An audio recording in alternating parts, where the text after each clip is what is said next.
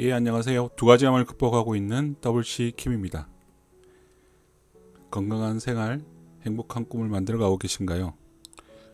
오늘은 만성염증의 병과 치료에 대해서 한번 이야기를 나눠볼까 합니다. 두 가지 암 한우가 들려주는 건강회복 이야기. 제가 경험한 것을 자연스럽게 풀어서 설명해주는 이야기로 꾸며갔는데요. 한번 같이 이야기를 나눠주셨으면 합니다. 예, 시작하도록 하겠습니다. 먼저 만성염증의 검사 및 정상 수치에 대해서 한번 말씀드리겠습니다. 만성염증은 보통 어떻게 검사하느냐면 피검사가 가장 일반적인 검사 방법입니다. 뭐 통증을 느끼거나 아니면 그 통증으로 인한 여러 가지 근육 신경계통이나 이런 걸 검사해 보기도 하지만 대부분 여기저기 쑤시고 아픈 것들은 만성염증으로 인한 경우가 많기 때문에 이때는 피검사가 가장 염증을 검사하기 위한 가장 중요한 수단이고 가장 대표적인 방법이 되겠습니다. 그럼 피검사의 종류가 여러 가지가 있잖아요. 그 중에서 어떤 걸 해야 되느냐, 어떤 게 만성염증하고 관계가 있느냐 라고 하면 일단 염증 반응 검사가 대부분 만성염증을 나타낸다고 표현을 할 수가 있습니다. 그 중에서도 고감도 C 반응성 단백질 검사, 즉 뭐 HS가 붙어 있지만 보통 CRP 검사라고 하고요. 그 CRP 검사가 염증의 수치를 나타내는 검사인데 다만 이게 문제점이 뭐냐면 CRP 수치는 수술 후에 수치가 팍 올라가요. 왜냐하면 그 외상을 당했거나 부상을 당했거나 아니면 어떤 질병에 의해서 폐렴이나 이런 것 때문에 급성 염증이 생길 때도 숫자가 검사이기 때문에 이게 절대적으로 만성 염증에 해당하는 것은 아닙니다. 다 급성 염증은 이게 뭐 1, 2 수준이 아니라 7, 8, 10 뭐 이렇게 팍팍 올라가거든요.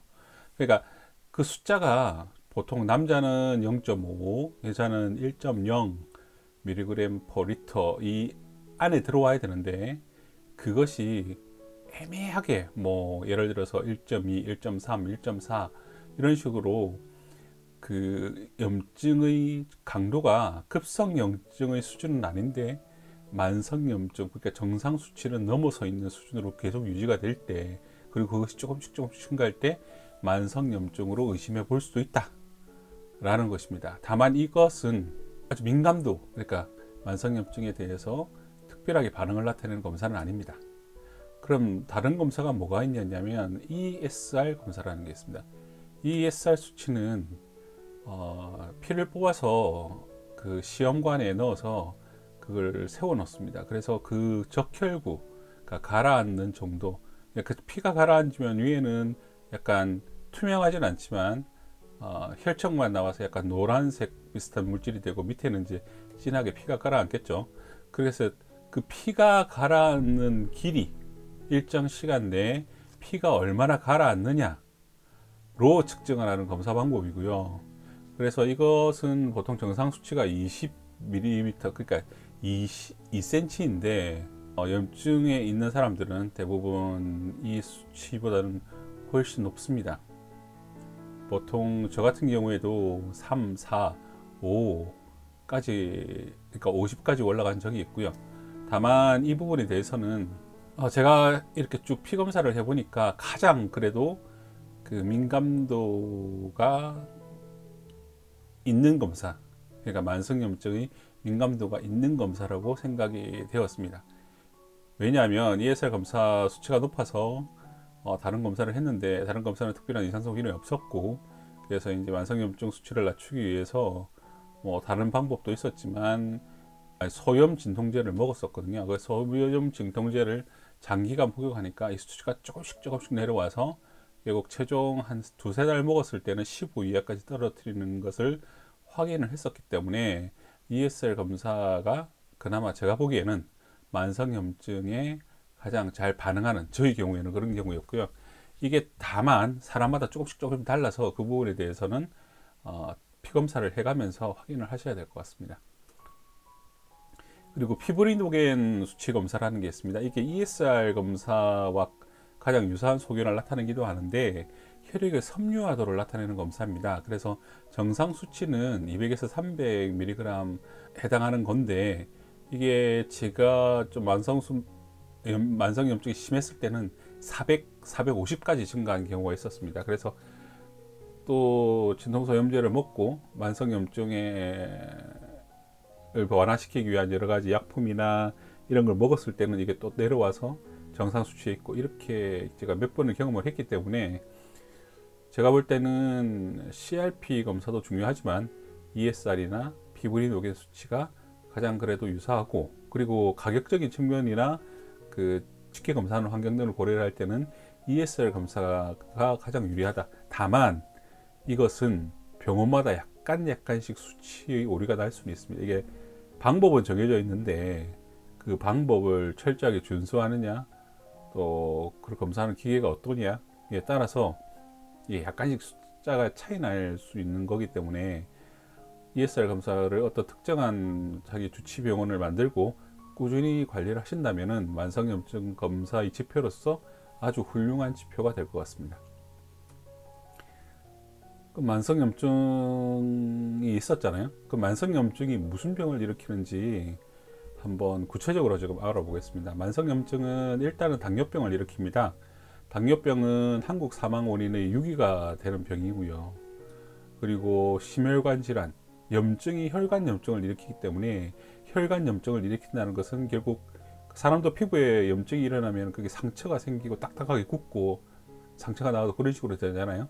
그러니까 혈관이 그런 식으로 변하기 때문에 결국은 혈관의 탄력성이 없어지고, 그렇게 되면 어떤 특정한 조건에 의해서 혈액이 많이 공급이 되었을 때 그 부분에 문제가 발생하는, 그러니까 관상동맥 심장질환이나 뇌졸중이나 심부전이나 이런 심혈관 질환을 일으키는 질병입니다. 그리고 그 만성염증은 그 나이가 들어가면 들어갈수록 저희 어떤 관절 쪽 염증을 일으키고요. 그래서 어떤 연구에 있어서는 인구의 20에서 30%, 우리나라 같은 경우에는 노령 사회가 되기 때문에 더 비중이 높겠죠. 어쨌든 관절염과 관절 질환이 인구의 약 5분의 1에서 3분의 1 정도에 이르기까지 앓고 있는 병인데, 이의 주요 원인이 만성염증이다 라는 연구 논문이 있습니다. 또한 아르레기성 질환을 일으키는데요. 이게 이제 폐 쪽이나 기관지 쪽으로 들어가면 기관지에 대해서 뭐 농이 발생한다든지 아니면 기침이 계속 나온다든지 여러 가지 어떤 염증에 대한 반응을 나타낼 수도 있지만, 가장 그래도 좀 무섭고 어떤 치명도가 높은 것은 천식입니다. 그리고 만성 폐쇄성 폐질환이라는 게 있는데, 이거는 이제 그 폐가 어떤 약간 굳는다고 해야 되나요? 나이가 들어가면서 그런 경향이 나타나기도 하는데, 이게 염증에 의해서 폐의 염증이 계속적으로 반복되면서 그런 약간 굳는 듯한 영향을 주게 되는 그런 질병입니다.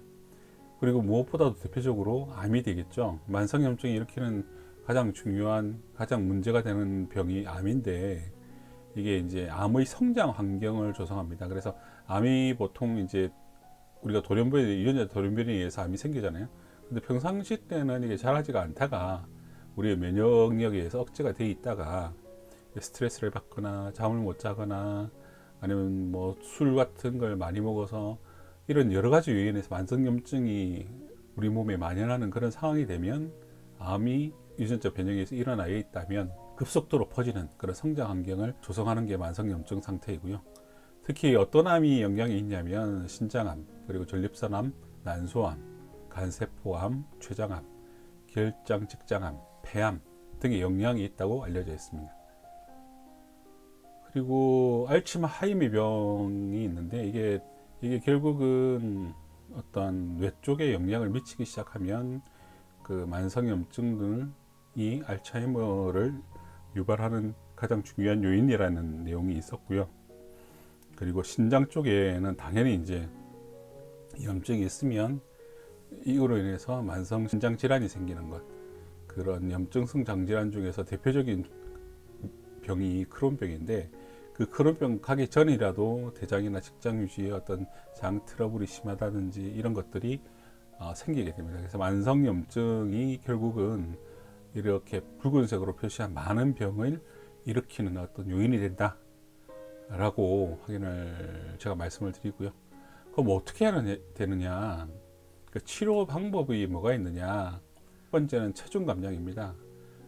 제가 앞 시간에 만성염증의 주요 원인이 체중이 많이 나가는 비만 상태는 좀 그런 경우가 많이 있다고 말씀드렸잖아요.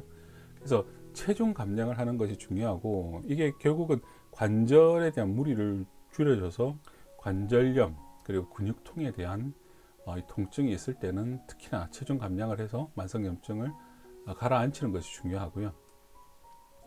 그리고 만성염증을 일으키는 식단 중에서 가장 대표적인 식단이 혈당이라는 게 있어서 설탕을 꼭 먹는 게 아니라 탄수화물 중에서 단당류, 그러니까 포도당으로 빨리 바뀔 수 있는 그런 식단을 가급적 줄이는 것. 그러니까 탄산 음료를 줄이다든지, 설탕이 베이직으로 많이 들어가 있는 음식들, 도넛이라든지 이런 음식을 줄이는 것이 중요합니다. 그리고 총지방, 포화지방, 그리고 트랜스지방 섭취 감소가 중요하고요. 그럼 뭘 먹어야 되느냐면, 일단은 파이토케미컬하고 섬유소를 많이 먹어야 치료 관리가 된다고 알고 있습니다. 그래서 파이토케미컬은 당연히 이제 과일과 채소 여러 가지 색깔에서 나오는 파이토케미컬을 지칭하는 말이고요. 섬유소도 마찬가지입니다. 그래서 과일과 채소를 다양하게 섭취를 해야 파이토케미컬과 섬유소를 섭취함으로 해서 어떤 치료 관리에 들어갈 수 있다. 위에 여러 가지 이제 안 먹는 것도 중요하고 체중 감량도 중요한데, 이게 어느 정도는 보조식품을 섭취를 해서 관리를 해야 됩니다. 물론 보조식품이 필요 없다, 이게 신장에 무리를 준다, 이렇게 말씀하시는 분도 많이 있는데, 결국은 이런 보조식품을 어느 정도 섭취를 해서 자기에 맞는 보조식품을 찾는 것이 치료 관리에 중요하다고 저는 경험을 했고 판단을 하고 있습니다. 그래서 보조식품의 대표적인 염증과 관련된 보조식품들은 커큐민과 오메가3, 미네랄 위주의 마그네슘, 비타민 D, 그리고 아이언, 셀레늄, 리그난, 들기름 등이 보조식품이 되겠습니다. 그리고 또 한 가지는 차입니다. 차. 우리가 즐겨 마시는 녹차나 홍차 등은 폴리페놀 함량이 높기 때문에 그 함량이 높은 녹차나 홍차는, 그리고 운동이 또 중요합니다. 운동은 제일 처음에 살펴본 체중 감량도 영향을 미치지만 만성염증으로 인한 사이토카인 반응을 줄여주는 효과를 가지고 있습니다. 그래서 체중 운동을 어느 정도는 적정해 주셔야 체중 감량도 물론 되고, 그리고 사이토카인 반응을 줄여줌으로 해서 만성염증으로 발생하는 어떤 병적 유발을 끌어주는 역할을 하게 됩니다.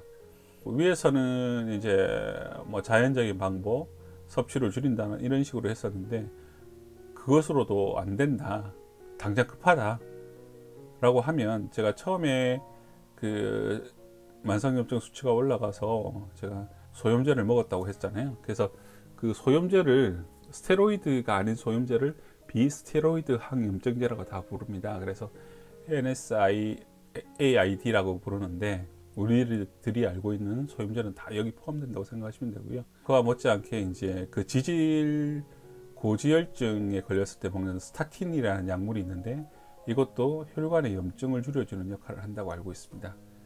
또한 그 당뇨병 약제인 메타포르민도 만성염증을 줄여주는 약으로 알고 있고요. 그래서 약제로 먹는 것은 진통소염제, 그리고 스타틴, 메타포르민 이런 걸 통해서 우리가 일단 수치를 빨리 떨어뜨리고 싶을 때는 이런 걸 먹어서 수치를 빨리 떨어뜨려야 되고, 그것을 거의 줄이고 끊어가면서 그 유지를 하기 위해서는 보조식품도 필요하고, 적절한 운동도 필요하고, 식품 섭취에 대해서도 조심해서 먹어야 되고, 그러면서 피검사는 적정 주기로 해서 그 숫자가 올라가는지 확인을 계속 하셔야 되고, 그런 식으로 관리해 나가시는 게 저는 맞고요. 그리고 그렇게 관리를 꼭 해야 되느냐 이런 분도 계신데, 뭐 암이나 아니면 특정 관절염 아니면 어떤 다양한 지병을 가지고 계신 분들은 꼭 한번 제가 말씀드린 식으로 관리를 좀 해보시면 아마 통증이 많이 완화되는 것을 아실 수 있을 겁니다. 시간이 되면 나중에 자기 면역 반영에 대한 병들도 결국 보조식품을 통해서 어느 정도 관리하고 지속적으로 유지하시는 분들이 생각보다 많습니다. 약을 먹기보다는. 그래서 한번 그것에 대한 것도 나중에 한번 시간이 되면 제가 한번 말씀을 드리도록 하겠습니다. 예, 감사합니다.